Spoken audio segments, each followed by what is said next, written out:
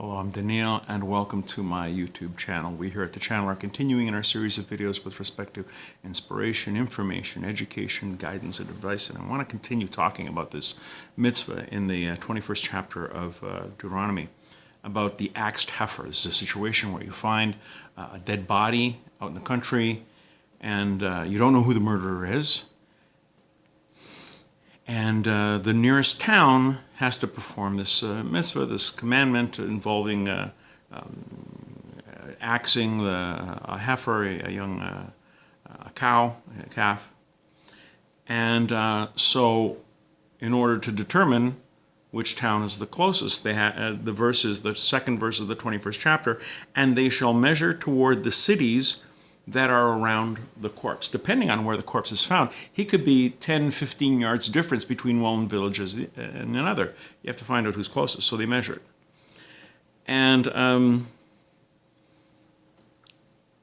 this is to see who performs the mitzvah of Egla Arufa, the axed heifer.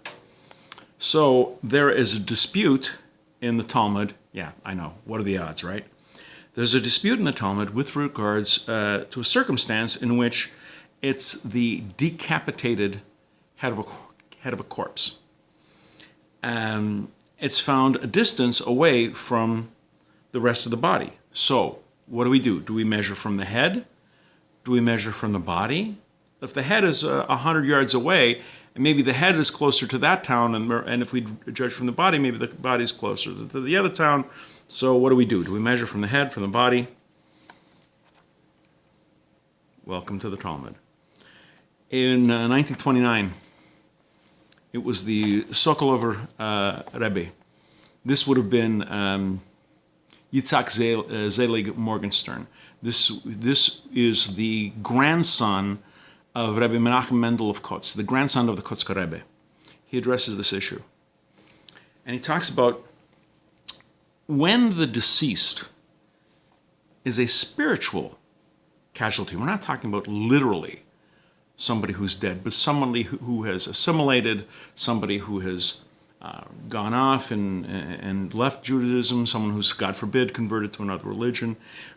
When the deceased is a spiritual casualty, and we did nothing to stem the spread of the plague of heresy, assimilation,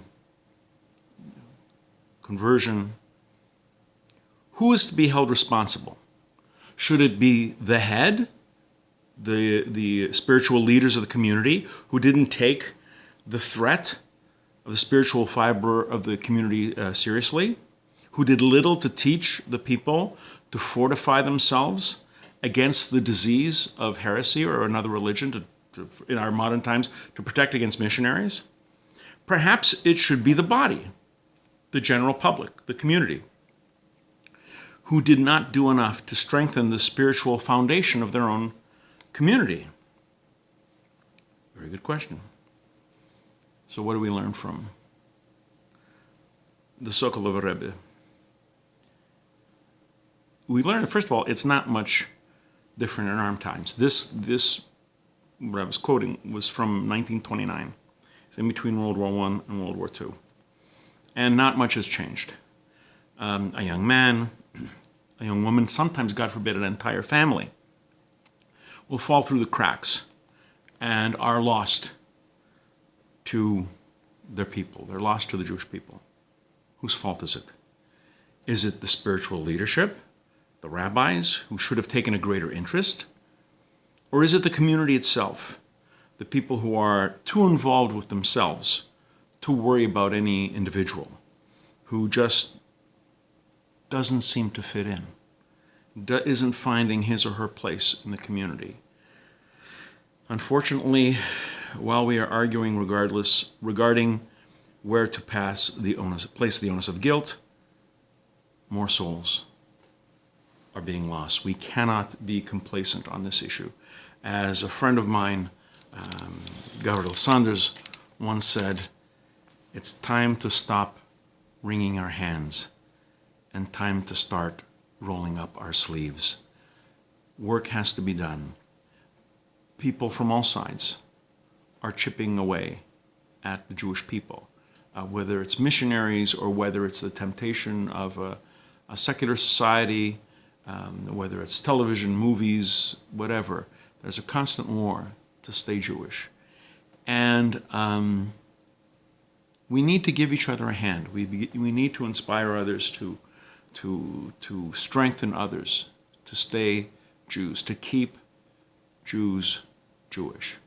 We're going to be doing more videos along these lines. Please come back. Please watch. Please learn. I hope you're finding them of some use. And until next time, I'm Daniel, and thank you too much.